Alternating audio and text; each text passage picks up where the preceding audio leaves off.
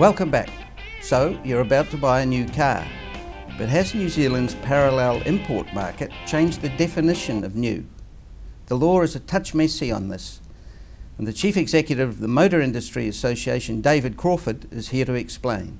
Welcome, David. Welcome. Automotive News.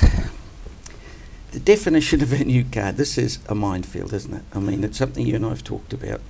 But there's a Consumer Affairs Act, there's a Fair Trading Act, there's this, that, and the Motor Vehicle Dealers Act.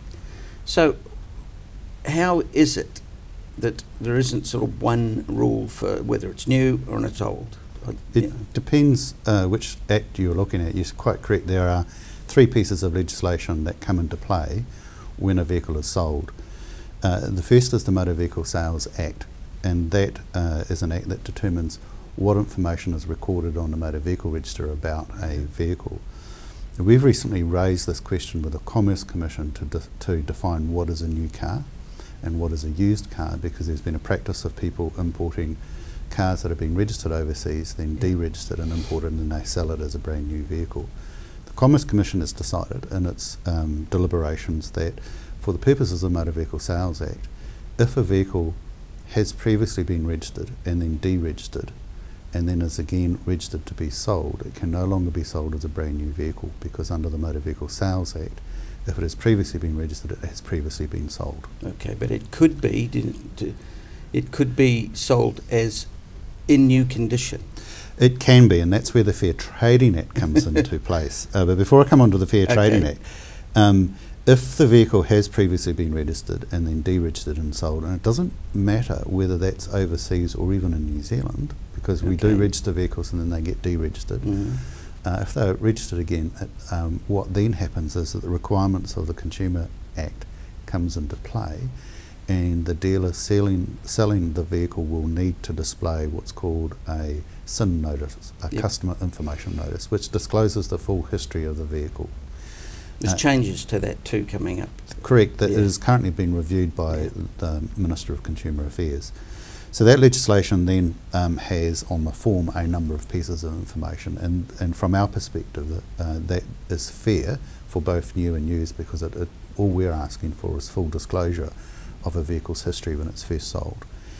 Under the Fair Trading Act, the question then comes in, what are the major considerations about whether a vehicle is new or used when it is sold? And under that legislation, it's more about a qualitative assessment of what the vehicle's condition is. Would a consumer say that is in a new condition or that is a new vehicle? And if a consumer thinks, for all intents and purposes, that is a new vehicle, even though it's previously been registered, then their advertising can say it's new condition, or it's like a new vehicle. But it would be inconsistent with New Zealand legislation to sell it and have it registered on the motor vehicle register as a brand new vehicle if it's previously been registered and then deregistered. This is just the subtlety there, isn't there? There's new and brand new, as in new condition. And like any country, our legislation doesn't necessarily mesh together very comfortably. The Fair Trading Act is an act that deals with how you represent yourself when you are selling something. It's not just about cars, it's about consumer goods, it's about this, it's about that. So it's not specifically dealing with the vehicles, whereas the Motor Vehicle Sales Act is specifically dealing with a vehicle when it is sold. What information are you required to then record against the motor vehicle register for that sale? Okay. Here's another question for you, David.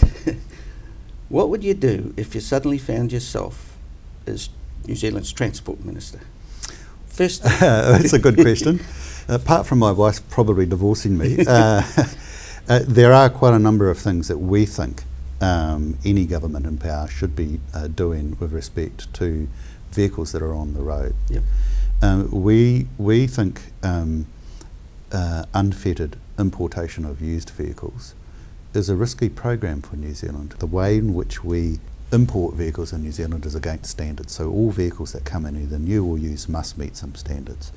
If we don't update those standards, so the standards get 5, 6, 7, 8, 9, 10, 11, 12 years old, then the used vehicles can come in for standards that are 12 years old. And all we are doing is that we are importing somebody else's waste disposal problem. And we don't think that's a clever idea. We think we should retain the standards-based approach, but have it supported by a rolling age band. Yeah. Vehicles that are older than 8 years that meet the standards should not be allowed in. So it's either the rolling age band, a rolling age limit, or the standards, whichever is the younger, should apply. And we think that would dramatically change the nature of the fleet. We would improve the penetration rate of new safety technology. Mm-hmm. It would keep the fleet younger. At the moment it's getting older.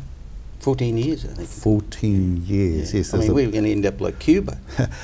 Yes, and there are a couple of factors there. In the early 2000s, a whole lot of vehicles were imported when the Yes. standards were older, Yeah. and that bulk's working through and it's skewing the average age. But needless to say, we have a lot of vehicles that need to be scrapped.